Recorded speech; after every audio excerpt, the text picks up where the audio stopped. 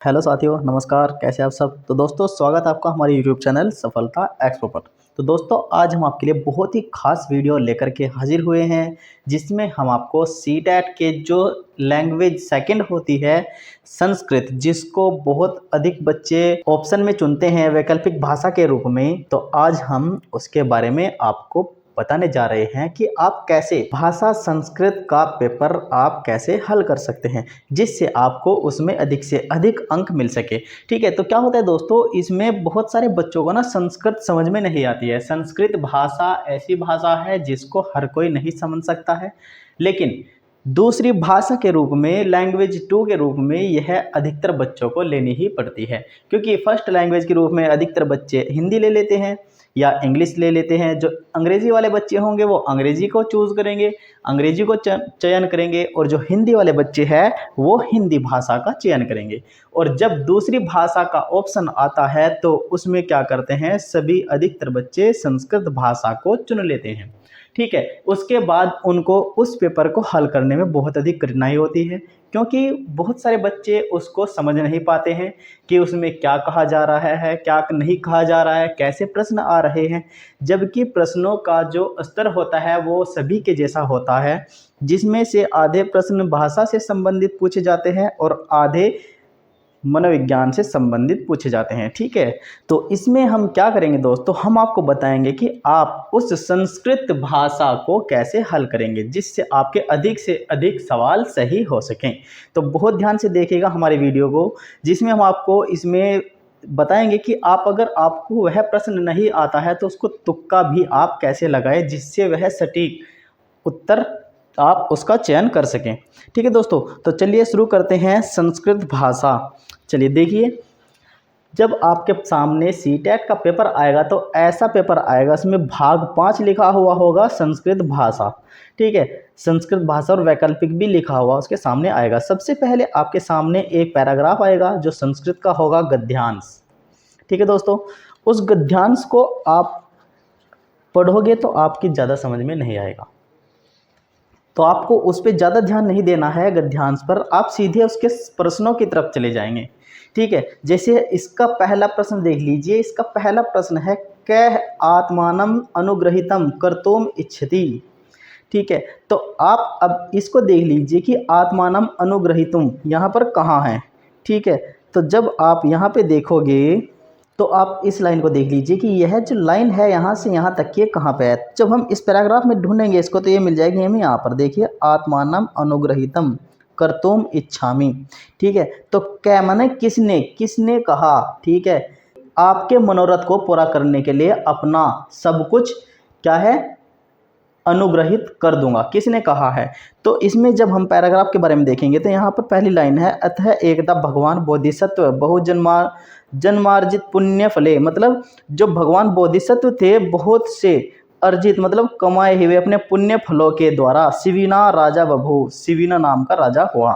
शिवी नाम का जो राजा है, ठीक है, तो इसमें जो शिवी नाम का राजा है उसने कहा है यह। ठीक है, तो उत्तर क्या हो जाएगा हमारा, शिवी राजा। ठीक है, तो यहाँ पर देखिए, रवि, इंद्र, याचक, इनका कहीं भी किसी का नाम नहीं आया है, केवल शिवी का ही नाम आया है, राजा शिवी का नाम आया है। तो यहाँ पर क्या है कि जंगो ये राजा शिवी जुड़ जाएगा। ठीक है, तो राजा शिवी ने कहा कि आपके मनोरथ को पूरा करने के लिए मैं अपना अनुग्रहित कर दूंगा, मतलब अपना सब कुछ न्यौछावर कर दूंगा। ठीक है, अब देख लीजिए इसके बाद दूसरा प्रश्न देख लीजिए, भ्रमण इत्यर्थे अनुच्छेदे कै शब्द प्रयुक्त है। मतलब भ्रमण, भ्रमण में क्या होता है दोस्तों, भ्रमण में होता है घूमना। इस अर्थ के लिए अनुच्छेद में किस शब्द का प्रयोग हुआ है। जो ये पैराग्राफ है इसमें किस शब्द का प्रयोग हुआ है, विनयशील का हुआ है, विचार्यति का हुआ है, इच्छन का हुआ है या विचरण का हुआ है। जब आप इस पैराग्राफ को देखोगे तो ये तीनों आपको कहीं नहीं मिलेंगे। इसमें क्या मिलेगा आपको, विचरण। विचरण का अर्थ भी क्या होता है दोस्तों, घूमना या टहलना ही होता है। तो समान अर्थ के लिए भी इसके लिए इस शब्द का प्रयोग किया गया है। ठीक है दोस्तों, इस अगर आप देखोगे कि यह कहाँ पर है वो भी हम आपको दिखा देंगे। ये रहा, देखिए, अत कदाचित दानशालासु विचरण स राजा बहुधन लाभेन संतुष्टानाम अर्थिनाम विरल संख्या विलोक्यम अचिंतयत। ठीक है, तो ये क्या होगा, इस शब्द का प्रयोग भ्रमण के स्थान पर किया गया है। ठीक है, अब देख लीजिए नेक्स्ट क्वेश्चन। देखिए इसमें क्या है कि ल्यप प्रत्यय कस्मिन् पदे प्रयुक्त है। जो ल्यप प्रत्यय है वो किस शब्द में प्रयोग हुआ है। ये जो 4 शब्द है आपके सामने, इनमें बताना है कि किस शब्द में प्रयोग हुआ है। ठीक है, तो ल्यप प्रत्यय में एक चीज़ का ध्यान रखिएगा कि जो लय होता है और ये पै होता है, दोनों आगे और पीछे के दोनों ही विलोप हो जाते हैं, बीच का बचता है यह। तो यह देख लीजिएगा किस शब्द के बाद में आया हुआ है।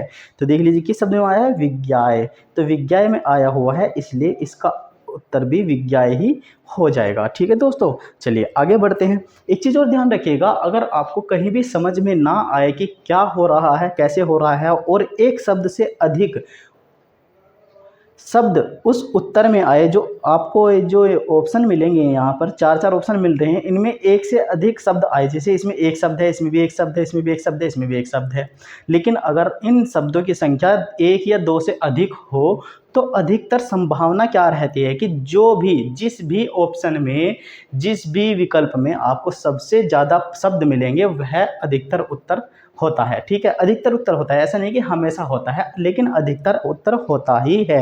वो हम आपको आगे दिखा देंगे कैसे। ठीक है, तो बढ़ाते हैं अपने सवालों को आगे की ओर। देखिए, विसर्ग संधेः उदाहरणम अस्ति। विसर्ग संधि का उदाहरण है, इन चारों में से आपको विसर्ग संधि का उदाहरण बताना है। अगर आपने संधि को बहुत अच्छे तरीके से पढ़ा हुआ है तो आप इसको 1 सेकंड के अंदर अंदर बता देंगे। ठीक है, हमने संधि को बहुत ही विश्लेषण तरीके से पढ़ाया हुआ है, बहुत अच्छे तरीके से पढ़ाया हुआ है, जिससे आप आसानी से सीख सकते हैं कि संधि किसे कहते हैं, संधि के प्रकार क्या होते हैं और संधि कैसे समझी जाती है। ठीक है, कि किन शब्दों में कैसे कैसे संधियाँ होती हैं। उसके लिए हमने एक वीडियो बनाई हुई है, जो आपको हमारे डिस्क्रिप्शन में ही उसका लिंक मिल जाएगा, या फिर हमारे चैनल में जाइएगा, प्लेलिस्ट में जाइएगा, हिंदी के नाम से ही हमने प्लेलिस्ट बनाई हुई है, हिंदी व्याकरण के नाम से, उसमें आपको संधि नाम का चैप्टर मिल जाएगा। ठीक है दोस्तों, तो चलिए बढ़ाते हैं वीडियो को आगे की तरफ। देखिए तो कैसे समझेंगे हम इनको, तो देख लीजिए यहाँ पर क्या है, नमस्ते। नमस्ते शब्द में कैसे बनेगी संधि,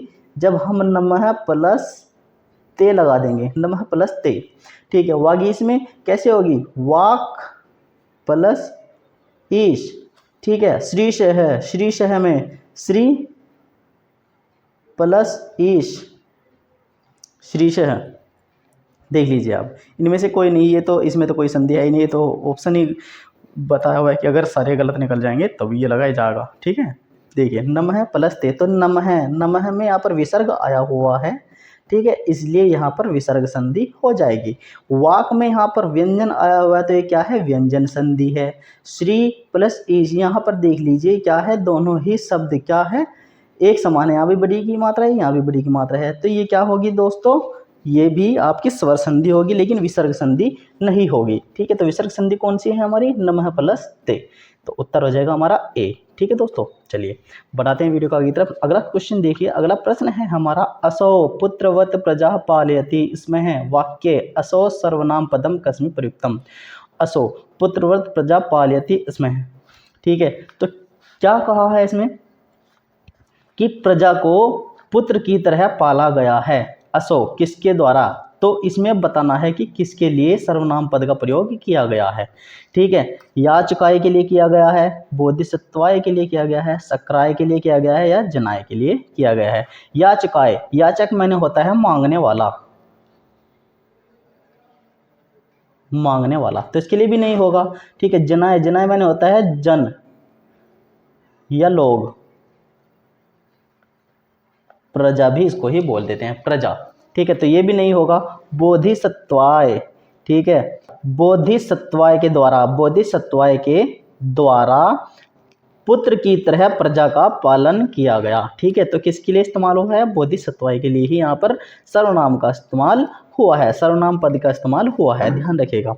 चलिए नेक्स्ट देखिए, अभिष्टानि वस्तुनि प्राप्य के संतुष्टा भवन्ति। इसमें है अभिष्टानि, जो अभिष्ट मतलब जो इच्छा, जिसके लिए इच्छा रखी जाती है, जिसके लिए इच्छा की जाती है, ऐसी वस्तु को प्राप्त करने के बाद संतुष्ट भवन्ति हो जाता है इसमें है। ठीक है, कौन संतुष्ट हो जाता है, अगर किसी को उसकी इच्छा के अनुसार कोई वस्तु प्राप्त हो जाती है तो वह संतुष्ट हो जाता है। तो वह कौन होता है, बोधिसत्व होता है, अर्थिनः होता है, सर्वेजना होता है, राजाना होता है। ठीक है, देखिए सभी जन तो नहीं होते हैं। ठीक है। राजा भी नहीं होता है, बोधिसत्व भी नहीं होता है, लेकिन अर्थिन है, ठीक है। अर्थिन कौन होता है? मांगने वाला, याचक। जो मांगने वाला होता है, अगर उसकी इच्छा के अनुसार उसको वस्तु प्राप्त हो जाती है तो क्या हो जाता है? संतुष्ट हो जाता है। अगला प्रश्न है, कस्य दानशीलताम आकर्ण्य जना तम देशम आयंति स्म। किसकी दानशीलता को सुनकर, जना मैंने लोग, तम मैंने उसके, देशम मैंने देश में, आयंति मैंने आकर रहने लगे। ठीक है, किसकी दानशीलता के बारे में सुनकर लोग उसके देश में आकर रहने लगे? तो उत्तर हो जाएगा इसमें क्या? हमारा बोधिसत्व।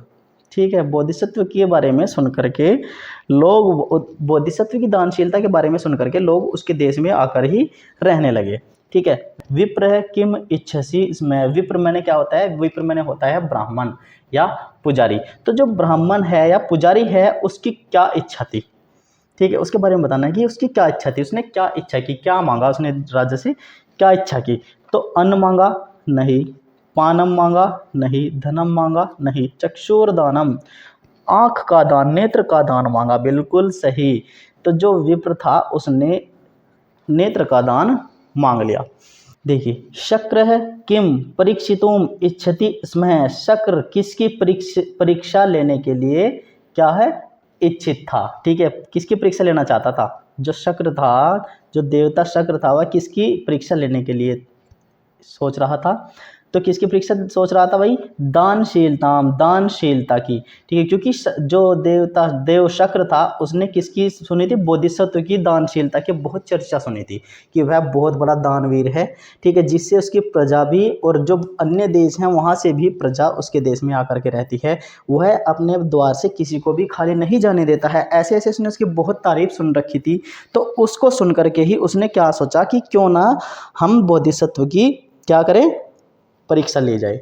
ठीक है, तो उसकी दानशीलता का भी पता चल जाएगा और उसके व्यवहार का भी पता चल जाएगा कि क्या सच है या झूठ है। ठीक है, तो इसलिए क्या किया?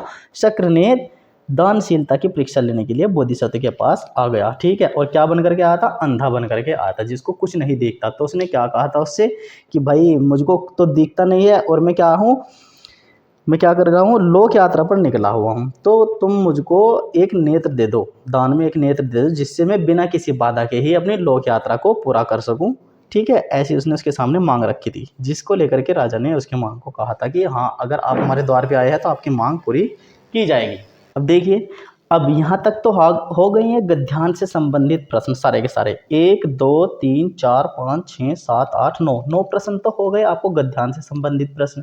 ठीक है, अब आएगा एक पद्यांश। पद्यांश से संबंधित भी आपके सामने प्रश्न आएंगे। ठीक है, 6 प्रश्न गद्यांश से संबंधित आएंगे, 9 प्रश्न आपके क्या हो गए? आपके इससे संबंधित हो गए पद्यांश से। ठीक है दोस्तों, चलिए नेक्स्ट देखिए। अब पद्यांश है हमारा, नास्ति विद्या समम चक्षु, नास्ति सत्य समम तपः, नास्ति राग समयम दुखम, नास्ति त्याग समम सुखम, न तथा शीतल सलिलम, न चंदन सरसो, न शीतला छाया, प्रहलादयति च पुरुषम यथा मधुरभाषिणी वाणी, अनुद्वेगकरम वाक्यम सत्यम प्रियहितम च यतः स्वाध्यायाभ्यसनम च वाङ्मयम तप उच्यते। इसके बाद इन्होंने यहाँ पर एक लाइन दी है कि समुचित उत्तरम चिनुत है, कि सही उत्तर को चुनिए। ठीक है, अब आपको सही उत्तर चुनना है। ठीक है, अब जो प्रश्न पूछे जाएंगे उनके आपको विकल्प दी जाएंगे, तो उनमें से सही प्रश्न के उत्तर को आपको चुनना है। चलिए देखिए, अब पहला प्रश्न है क्या? कि केन समम तपः न अस्ति, कि कौन, किसके समान तप नहीं है। पहली लाइन देख लीजिए, नास्ति विद्या समम चक्षु, नास्ति सत्य समम तप है, तो सत्य आ गया यहाँ पर, तो सत्येन। उत्तर क्या हो जाएगा हमारा? सत्येन।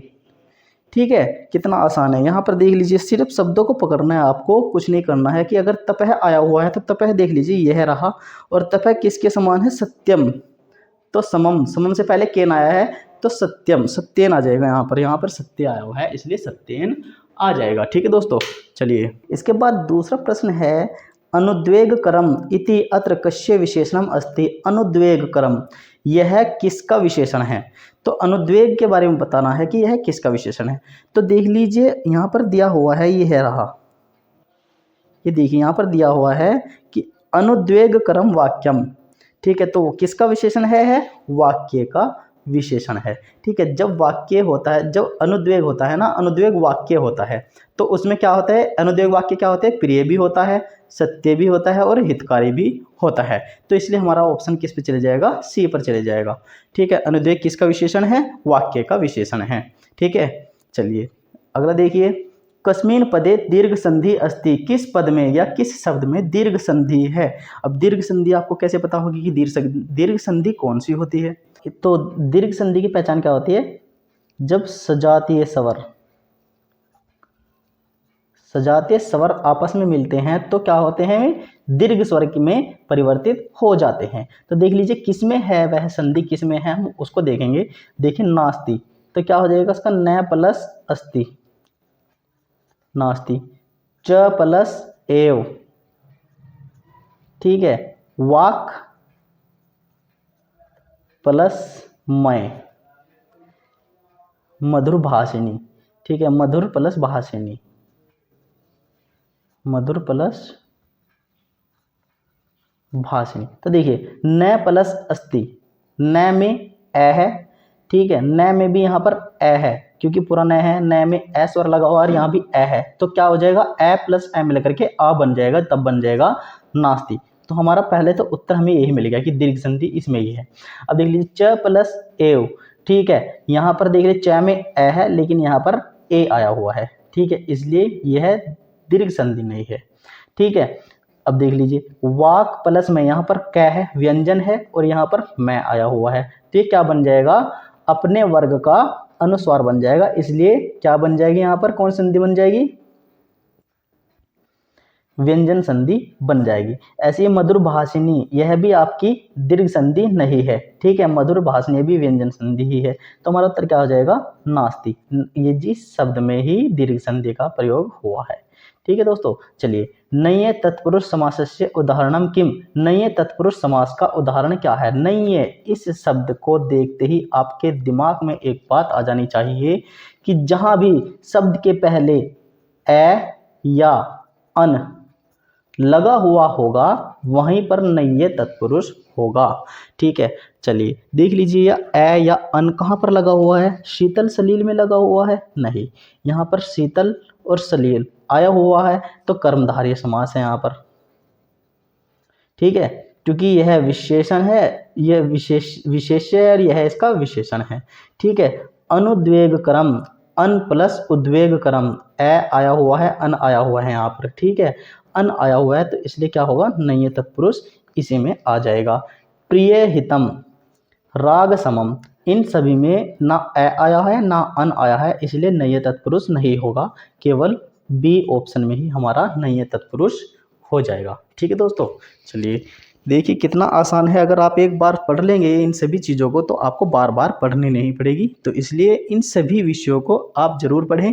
ठीक है, हमने समास को लेकर के, संधि को लेकर के, व्यंजन जो वर्णमाला है उसको भी लेकर के, जो खास सभी टॉपिक हैं उन सभी को लेकर के हमने हिंदी में व्याकरण में बहुत सारी वीडियो बनाई हुई है जिसमें हमने बहुत ही विश्लेषण के साथ में पढ़ाया हुआ है। आपसे निवेदन है कि पहले उन वीडियो को बहुत अच्छे से देख लें, उनसे जो आप नोट्स बना सकते हैं वो बनाएं अपने लिए। बहुत ज़रूरी वीडियो है सारी की सारी, बहुत अच्छे से हमने आपको पढ़ाया है विश्लेषण के साथ में, बहुत ही समझाया हुआ है, बहुत ही बारीकी से हमने उसको समझाया है जिससे आपको दोबारा नहीं पढ़ना पड़े। तो उन सभी वीडियो को एक बार जा करके आप ज़रूर पढ़ें। ठीक है दोस्तों, चलिए अगला सवाल देखिए, मनुष्यम किम प्रहलादयति। ठीक है, मनुष्यम किम प्रहलादयति, मनुष्य को क्या आह्लादित करता है, ये बताना है। मनुष्य को क्या आह्लादित करता है। ठीक है, शीतल छाया, शीतल सलील, चंदन रस या मधुर वाणी। ठीक है, देखिए आह्लादित का अर्थ होता है कि एक तरह से कि मनुष्य को कौन सम्मोहित कर सकता है। ठीक है, अपनी ओर आकर्षित कर सकता है, तो शीतल छाया नहीं कर सकती है। ठीक है, हर समय ऐसा नहीं होता कि शीतल छाया ही मनुष्य को सम्मोहित कर दे, क्योंकि जो मेहनतगार लोग होते हैं वो क्या करते हैं, वो शीतल छाया नहीं देखते हैं, वह कड़ी धूप में भी अपने काम को अंजाम देते रहते हैं। ठीक है दोस्तों, शीतल सलील ठंडा जल भी ऐसा नहीं होता है, चंदन रस भी नहीं होता है, लेकिन मधुर वाणी जो होती है वह मनुष्य को आह्लादित कर देती है, आकर्षित कर देती है अपनी ओर। ठीक है, तो मधुर वाणी इसका सही उत्तर हो जाएगा। ठीक है दोस्तों, चलिए आगे देखिए। नास्ति विद्या समम चक्षु इति वाक्यस्य समानार्थकम वाक्यम किम। नास्ति विद्या समम चक्षु, ठीक है, विद्या के समान कोई चक्षु माने नेत्र नहीं है। इस वाक्य का समानार्थक, इस वाक्य के समान अर्थ को प्रकट करने वाला वाक्य कौन सा है, इनमें से आपको बताना है। तो पहला है हितम मनोहारी च दुर्लभम वच है। हित चाहने वाले व्यक्ति को मनोहर वचन बोलने में दुर्लभ माने कठिनाई होती है। ठीक है, पहली सूक्ति का अर्थ तो हो गया यह है। ठीक है, अब देख लीजिए दूसरी है अपूर्व है को अपि कोसो अयम। ठीक है, कि अपूर्व, अपूर्व माने पहले से ही, पूर्व ही, को अपि कौन, कोसो पहले से ही घटना को अपि कौन कोसो अयम कोसता है, कि जो पहले ही घटना घट चुकी है उसके बारे में कौन पहले से ही कोसेगा। ठीक है, जब आपको किसी घटना के बारे में पता ही नहीं है कि वह घटना घटने वाली है तो आप किसे कोसोगे। जब आपका कुछ गलत हो जाएगा, आपका नुकसान हो जाएगा, उसके बाद ही आप बुरा भला बोलोगे। ठीक है, या फिर पहले बोलना शुरू कर दोगे कि अब मेरा ये बुरा होने वाला है, आपको पता ही नहीं लगेगा, क्योंकि भाई अपने भविष्य के बारे में तो कोई भी नहीं जानता है। ठीक है, तो पहले से ही घटना को कौन कोसता है, इसका अर्थ हो गया यह है। ठीक है, अब देख लीजिए सी, सर्वस्य लोचनम शास्त्रम, सभी नेत्र शास्त्र हैं। ठीक है, सभी नेत्र शास्त्र हैं। व्ययतः वृद्धि मायाति, व्ययतः अधिक से अधिक व्यय करने से वृद्धि होती है। किसकी बात हो रही है, यहाँ पर विद्या की बात हो रही है, कि विद्या को आप जितना भी अधिक व्यय करोगे, खर्च करोगे, उसमें उतनी ही वृद्धि होगी, सीधी सी बात है। तो देख लीजिए, तो इसमें जो समानार्थक वाक्य है वह सर्वस्य लोचनम शास्त्रम, कि सभी जो नेत्र है वह शास्त्र हैं। नास्ति विद्या समम चक्षु, क्या कहा गया है कि विद्या के समान कोई नेत्र नहीं है, इसलिए यहाँ भी क्या गया है कि सभी नेत्र शास्त्र हैं। सीधी सीधी सी बात है, तो उत्तर क्या हो जाएगा हमारा सी। ठीक है दोस्तों, चलिए अगला सवाल देखिए। अगला सवाल है को अपि छात्र है अनुकरणापेक्षया मूल रूपेण रचनात्मकम लेखनम लिखति इदम किम कथ्यते। कोई छात्र अनुकरण को बढ़ाने के लिए मूल रूप से रचनात्मक लेखन लिखता है, उसको क्या कहा जाएगा। ठीक है, क्या कहते हैं उसको, कथा लेखन कहेंगे, संवाद लेखन कहेंगे, सृजनात्मक लेखन कहेंगे, या पत्र लेखन कहेंगे। ठीक है, देखिए जो कथा लेखन होता है उससे क्या होता है, उससे बुद्धि में वृद्धि होती है। कथा लेखन से बुद्धि में वृद्धि होती है, क्योंकि जब भी किसी कथा का लेखन किया जाएगा तो वह बहुत सोच समझ करके किया जाएगा कि कहाँ तक सही बैठ सकता है, क्या इसके बारे में सोचा जा सकता है। ठीक है, इसके बाद जो संवाद लेखन है, संवाद लेखन के लिए क्या होता है दोस्तों, तर्क शक्ति में बढ़ोतरी होती है, कथा लेखन में बुद्धि में बढ़ोतरी होती है। ठीक है, सृजनात्मक लेखन में क्या होता है, सृजनात्मक लेखन में क्या होता है, जो सृजनात्मक लेखन होता है उससे रचनात्मक लेखन में वृद्धि होती है। ठीक है, रचनात्मक लेखन में वृद्धि किससे होती है, सृजनात्मक लेखन में होती है। तो उत्तर क्या हो जाएगा हमारा सृजनात्मक लेखनम। और पत्र लेखन से किस में वृद्धि होती है दोस्तों, किस में वृद्धि होती है, भाव में। ठीक है, भावों में वृद्धि होती है, क्योंकि पत्र क्या होते हैं, एक तरह से मन के भाव ही होते हैं। जिसको हम पत्र लिख रहे हैं उसे हम अपने मन के भाव प्रदर्शित कर देते हैं पत्र के द्वारा। ठीक है, तो भाव में वृद्धि होती है। ठीक है, तो क्या है इसका उत्तर, क्या हो जाएगा, ऑप्शन सी इसका उत्तर हो जाएगा सृजनात्मक लेखनम। ठीक है दोस्तों, चलिए अगला सवाल है अधिगमनांतर्गत विभिन्न क्षेत्रेषु किम अक्षेत्रम उच्च स्तरीय चिंतनीय संबंध है। अधिगम के अंतर्गत विभिन्न अक्षेत्रों में से कौन सा अक्षेत्र उच्च स्तरीय चिंतन से संबंध रखता है। ठीक है, बहुत ही अच्छा सवाल है। यह सवाल ऐसे हैं जिनमें बच्चे बहुत ज़्यादा कंफ्यूज हो जाते हैं, क्योंकि इस तरह के सवाल तो अगर आपको हिंदी भाषा में भी लिखे हुए मिल जाते हैं तो उसमें ही बच्चे बहुत ज़्यादा कंफ्यूज हो जाते हैं। यह तो फिर भी भाषा संस्कृत है। ठीक है, तो इसमें तो और भी ज़्यादा कंफ्यूज हो जाएंगे। ठीक है, स्मरणात्मकम का अर्थ होता है स्मरण करना, अवबोधनात्मक का अर्थ होता है आंतरिक अवबोध करना। ठीक है, आंतरिक अवबोध करना।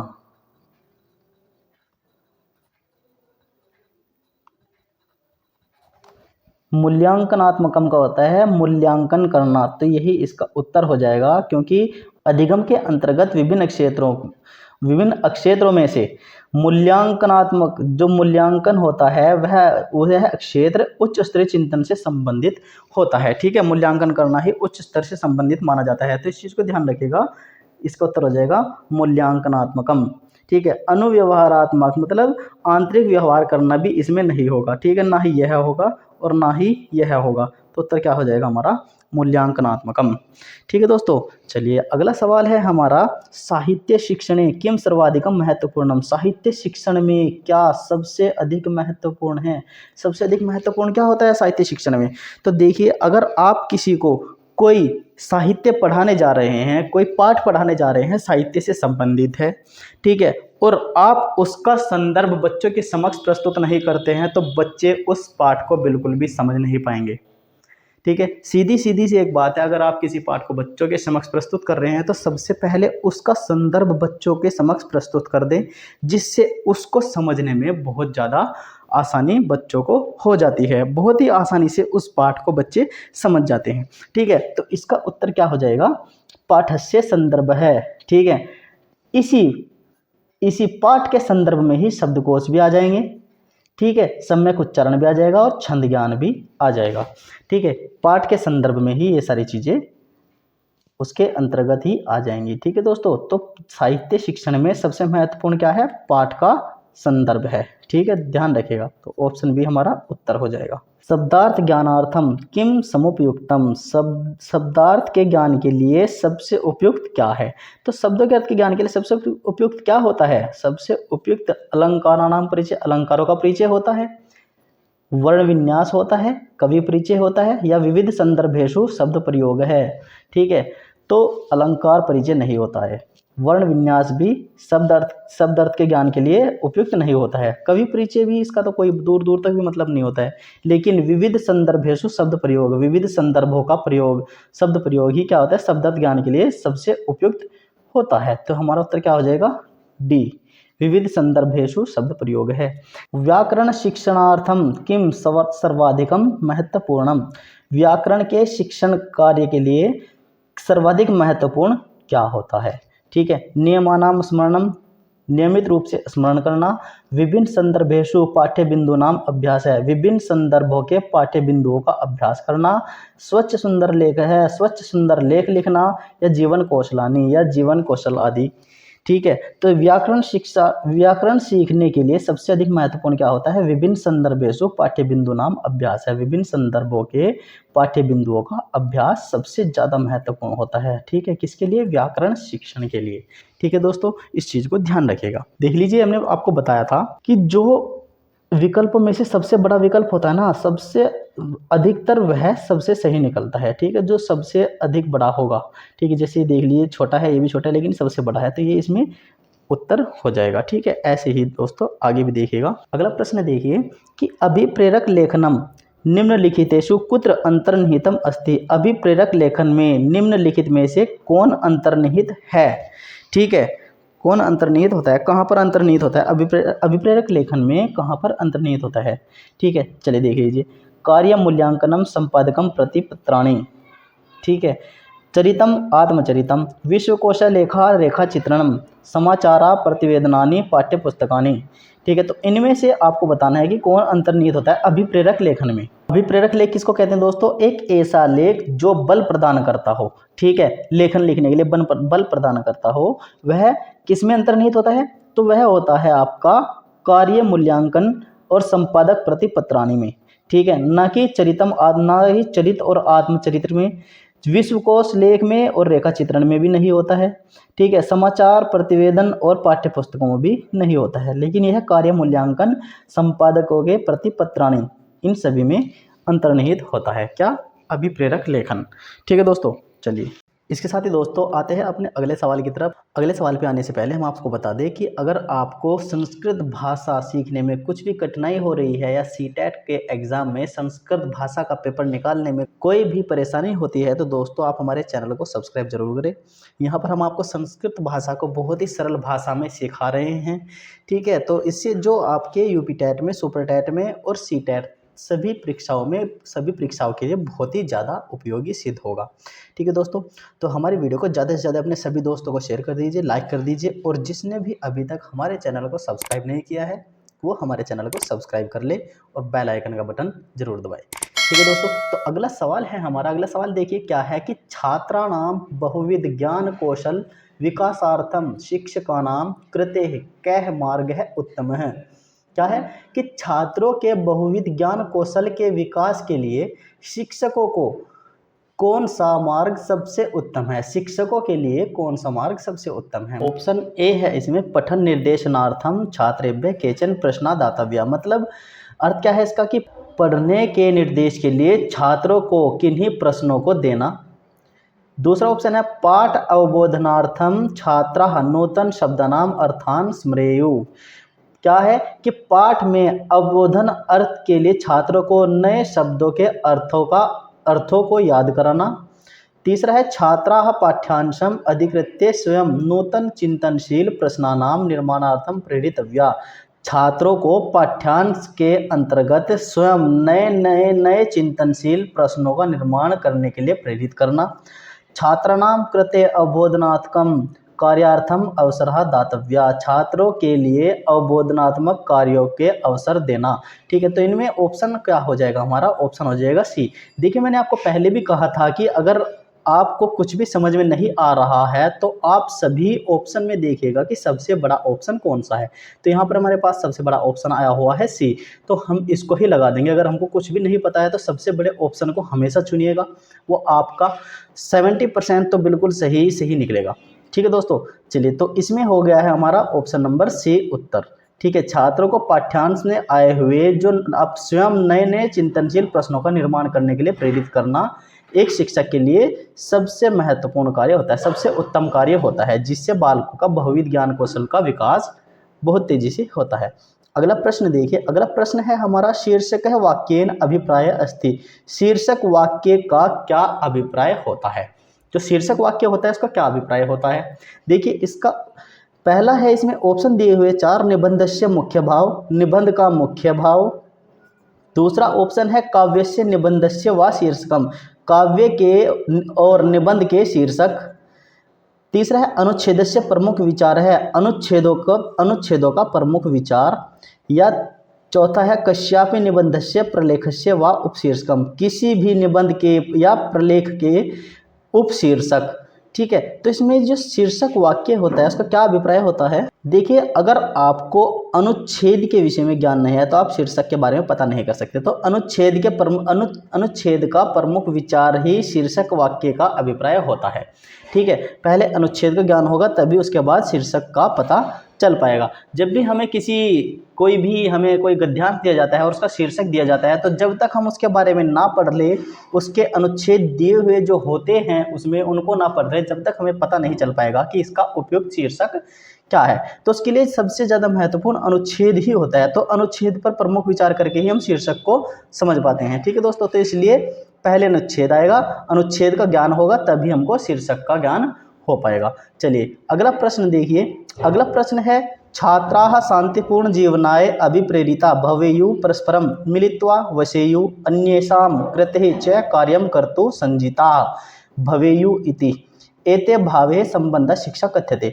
अर्थात अर्थ क्या है इसका कि छात्रों को शांतिपूर्ण जीवन जीने के लिए अभिप्रेरित करना और परस्पर मिलकर रहना, एक दूसरे के साथ में मिलकर रहना, परस्पर रहना, समान रूप से रहना, और क्या है कार्य को करने के लिए प्रेरित करना। ये सभी कार्य जो है किस प्रकार की शिक्षा में कहे गए हैं, किस प्रकार की शिक्षा में आते हैं। ठीक है, तो बताना है आपको दूरस्थ शिक्षा में आते हैं, शैक्षणिकता में आते हैं, या फिर व्यावसायिक शिक्षा में आते हैं, या मूल्य शिक्षा में आते हैं। जो दूरस्थ शिक्षा होती है वो होता है दूर रहकर शिक्षा प्राप्त करना। अर्थात आपने किसी विद्यालय में प्रवेश ले लिया है और आप उस विद्यालय में रोज़ पढ़ाई के लिए नहीं जा रहे हैं, ठीक है, घर बैठकर ही पढ़ाई कर रहे हैं, तो उसको दूरस्थ शिक्षा बोलते हैं। ठीक है, शैक्षणिकता किसी भी प्रकार से प्राइवेट शिक्षा प्राप्त करना, या व्यावसायिक शिक्षा किसी भी रोजगार की व्यवसाय की शिक्षा प्राप्त करना, ठीक है, या मूल्य शिक्षा। ठीक है, तो ये जो सारी चीज़ें होती है ये आपकी मूल्य शिक्षा के अंतर्गत सिखाई जाती है। मूल्य शिक्षा को ही हम नैतिक शिक्षा भी बोलते हैं। ठीक है, क्या बोलते हैं इसको हम? नैतिक शिक्षा बोलते हैं दोस्तों, इस चीज़ को ध्यान रखिएगा। नैतिक शिक्षा ही, नैतिक माने जो नैतिक शिक्षा होती है उसको ही हम मूल्य शिक्षा बोलते हैं। ठीक है दोस्तों, चलिए अगला सवाल देखिए। अगला सवाल है पाठ्य वस्तु निहित विभिन्न शब्दानाम सहाये नूतनानाम अपरिचितानाम शब्दानाम अर्थ ज्ञान प्रक्रिया केन कौशलेन संबंधा। पाठ्य वस्तु के आधार पर विभिन्न शब्दों की सहायता से नए व अपरिचित शब्दों के अर्थ को जब वह समझने लगता है तो वह कौन से कौशल से संबंधित होता है। ठीक है, आपको बताना है श्रवण कौशल से संबंधित होता है, भाषण कौशल से संबंधित होता है, पठन कौशल से संबंधित होता है या लेखन कौशल से संबंधित होता है। तो इसमें देख लीजिए बहुत ही आसान है, समझने की जरूरत है। बस क्या कहा है कि पाठ्य वस्तु के आधार पर जब विभिन्न शब्दों की सहायता से नए व अपरिचित शब्दों के अर्थ को ज्ञान को लेने लगता है। अर्थ के ज्ञान को कब लेगा? वो सुनकर लेगा? नहीं। भाषण के द्वारा लेगा? नहीं। लेखन के द्वारा लेगा? नहीं। लेकिन पठन के द्वारा वह नए नए शब्दों के ज्ञान को प्राप्त करेगा। ठीक है, तो पठन कौशल इसमें आ जाएगा, पठन कौशल से संबंधित है। ठीक है दोस्तों, चलिए अब अगला सवाल देखिए। अगला सवाल है हमारा अवबोधनात्मकम परीक्षणम इत्यर्थम किम सर्वाधिकम महत्वपूर्णम। अवबोधनात्मक परीक्षण के लिए इनमें से कौन सर्वाधिक महत्वपूर्ण है?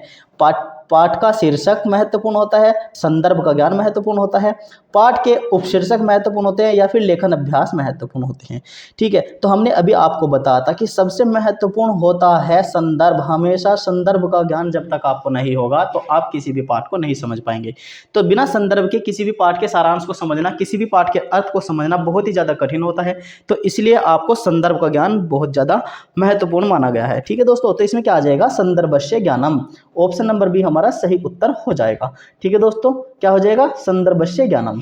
चलिए अगला सवाल देखिए। अगला सवाल है हमारा वाचन संदर्भ संचय कौशलेन अभिप्राय अस्ति। वाचन संदर्भ से, वाचन किसे कहते हैं? वाचन में होता है बोलना। बोलने के संदर्भ में संचय कौशल से क्या अभिप्राय है? ठीक है, क्या अभिप्राय होता है इसका? टिप्पणी स्वीकरणम, टिप्पणी को लिखना, विश्लेषण करना, व्याख्यान करना या टिप्पण निर्माणम। ठीक है, तो जो वाचन संदर्भ है उससे किसका संदर्भ होता है दोस्तों? किससे संबंधित होता है? क्या अभिप्राय होता है उसका? टिप्पण निर्माणम, टिप्पणियों का निर्माण करना। ठीक है दोस्तों, नोट्स बनाना, जिसको हम नोट्स बोलते हैं। जब आप किसी को बोलते हुए देखोगे या आपके सामने कोई भाषण दे रहा है, बोल रहा है, तो आप किस चीज़ का संचय करोगे? आप महत्वपूर्ण चीज़ों का संचय करोगे। जैसे आपके सामने लेक्चर चल रहा है, जब लेक्चर चल रहा होगा तो आप जो लेक्चर चल रहा है उसमें से जो महत्वपूर्ण बिंदु होंगे उनको आप अपनी कॉपी में नोट कर लोगे। तो क्या बनाएंगे आप? नोट्स बनाएंगे। तो क्या होगा? नोट्स को क्या बोलते हैं? टिप्पण निर्माणम, नोट मेकिंग। तो उत्तर क्या हो जाएगा हमारा? Option number D. ठीक है दोस्तों, चलिए अगला सवाल देखिए। अगला सवाल है हमारा भाषण कौशल मूल्यांकनार्थम अनिवार्यम। भाषण कौशल के मूल्यांकन के लिए अनिवार्य है, भाषण कौशल के मूल्यांकन के लिए क्या अनिवार्य है ये आपको बताना है। संभाषणम अनिवार्य है, निरंतरम श्रवणम, संवाद लेखनम, भावानुगुण पाठ्यवस्तुन विश्लेषणम। ठीक है, तो जब आप भाषण कौशल का मूल्यांकन करोगे तो उसके लिए सबसे जरूरी क्या होता है? उसके लिए सबसे जरूरी होता है संभाषणम। संभाषणम का अर्थ होता है समान रूप से बोलना, समान रूप से भाषण देना। ठीक है दोस्तों, क्या होता है? समान रूप से भाषण देना। जब आप समान रूप से भाषण देते रहोगे, जितने भी आप उसकी क्रिया करोगे, भाषण देने की क्रिया करोगे, उतना ही आपका भाषण अच्छा होता चले जाएगा, उतने आपका भाषण कौशल अच्छा होता चले जाएगा। ठीक है दोस्तों, तो इसके लिए क्या जरूरी है? संभाषणम, ना कि लगातार सुनना, ये नहीं होगा। संवाद लेखन भी नहीं होगा, संवाद लेखन भी ये इसमें नहीं होगा। भावानुगुण पाठ्यवस्तु विश्लेषणम, यह भी नहीं होगा। तो इसमें क्या आएगा आपका? संभाषणम। ठीक है दोस्तों, चलिए अगला सवाल देखिए। अगला सवाल है हमारे पास गृह कार्य से मुख्य उद्देश्य अस्ति। जो गृह कार्य दिया जाता है जिसको बोलते हैं दोस्तों होमवर्क, बहुत ही खास प्रश्न है, ध्यान से सुनिएगा, सभी के लिए बहुत ज़्यादा महत्वपूर्ण है। ठीक है, तो जो गृह कार्य होता है उसका मुख्य उद्देश्य क्या होता है देने का बच्चों को? जो छात्रों को गृह कार्य दिए जाते हैं, जो छात्रों को गृह कार्य दिए जाते हैं उनका मुख्य उद्देश्य बताना है कि क्या होता है। ठीक है, जब तक आप एक टीचर के रूप में कार्य कर रहे हैं और आपको गृह कार्य के उद्देश्य का नहीं पता होगा तो आप गृह कार्य दे करके क्या करेंगे? ठीक है, आपका दिया हुआ भी बेकार होगा। तो आपको उसके मुख्य उद्देश्य का पता होना चाहिए कि जो गृह कार्य होता है उसका मुख्य उद्देश्य क्या होता है, किस लिए दिया जाता है। ठीक है, तो देखिए ऑप्शन देखिए हमारे पास में जो विकल्प है, विकल्प पहला है छात्रागृहे नवीन पाठान पठितुम रुचि प्रदर्शेषु। ठीक है, कि जो छात्र होते हैं घर पर नए पाठ को पढ़ने में रुचि दिखाते हैं, यह मुख्य उद्देश्य होता है। दूसरा है अभिभावक जिनियु यत छात्रा विद्यालय किम किम पठन्ति। जो अभिभावक होते हैं वो जानते हैं कि छात्र विद्यालय में क्या क्या पढ़ते हैं। तीसरा विकल्प है पठित पाठान अधिकृत्य अभ्यासम कुर्यु, कि जो पढ़ा हुआ पाठ है उसका अधिक से अधिक अभ्यास कर सके। जो पढ़ा हुआ पाठ होता है उसका अधिक से अधिक अभ्यास करना। चौथा विकल्प है डी पढ़ने छात्र रुचि वर्धनम, कि पढ़ने में छात्रों की रुचि को बढ़ाना।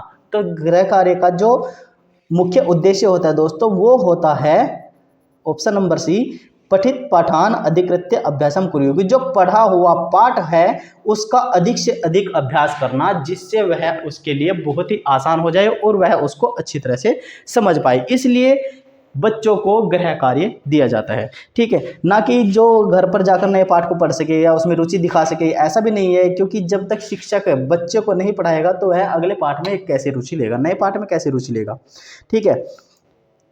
ना ही गृह कार्य का मुख्य उद्देश्य होता है कि घर पर जाकर के अभिभावक जाने कि बच्चों ने क्या क्या पढ़ा है, और ना ही बच्चों में पढ़ने के लिए रुचि को बढ़ाना इसका मुख्य उद्देश्य होता है। इसका मुख्य उद्देश्य क्या होता है गृह कार्य का, कि जो पढ़ा हुआ पाठ है उसको अधिक से अधिक अभ्यास उसका वो कर सके और उसको अच्छे से समझ सके, ठीक है दोस्तों।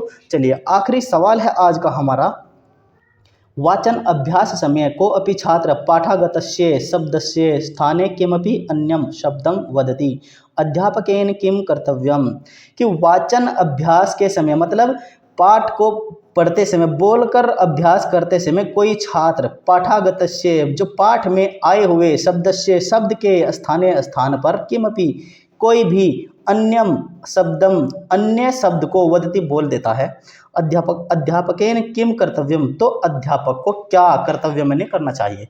जब छात्र जो पाठ पढ़ रहा है उस पाठ को पढ़ते समय तो वो किसी शब्द के स्थान पर कोई अन्य शब्द बोल देता है तो उस समय शिक्षक को क्या करना चाहिए, ऐसा इसमें पूछा गया है, ठीक है। देख लीजिए विकल्प पहला है पुनः पठतु इत्यादेश शीघ्र में उदातव्य, पुनः पढ़ने का ऐसा आदेश शीघ्र ही देना चाहिए, पुनः पढ़ो ऐसा आदेश शीघ्र देना चाहिए।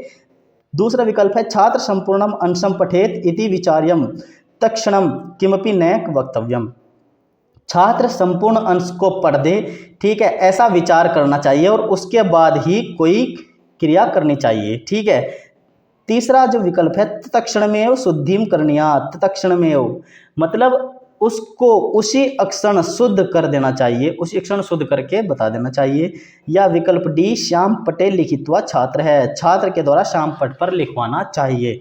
तो सबसे जो महत्वपूर्ण होता है दोस्तों इसमें शिक्षक का कर्तव्य वो होता है कि वह छात्र को संपूर्ण अंश पढ़ने दे, उसके बाद ही उसकी जो अशुद्धियां हैं उनको शुद्ध रूप से करवाए, ठीक है। ऐसा नहीं कि उसको पढ़ते पढ़ते ही बीच में रोक दे और उसको फिर उसकी गलतियां बताने लगे, नहीं, ऐसा नहीं करना चाहिए शिक्षक को। इस प्रकार से बच्चों पर छात्रों पर सकारात्मक प्रभाव नहीं पड़ता है, नकारात्मक प्रभाव बन जाता है, ठीक है। बच्चों का जो मस्तिष्क एकाग्र रहता है किसी भी पाठ्य वस्तु में तो वो एकाग्रता खत्म हो जाती है, ठीक है दोस्तों। तो बच्चों के साथ ऐसा नहीं करना चाहिए, तो शिक्षक को इन सभी चीज़ों का ध्यान रखना चाहिए, ठीक है दोस्तों। तो आशा करते हैं आपको आज की वीडियो अच्छी लगी होगी। अगर आप सभी को हमारी वीडियो पसंद आई है तो ज़्यादा से ज़्यादा लाइक कर दीजिए, अपने सभी दोस्तों के पास शेयर कर दीजिए, और जिसने भी अभी तक हमारे चैनल को सब्सक्राइब नहीं किया है वो सब्सक्राइब जरूर करें। तो जल्दी ही हाजिर होंगे आपके सामने अपनी दूसरी वीडियो को लेकर, तब तक के लिए धन्यवाद।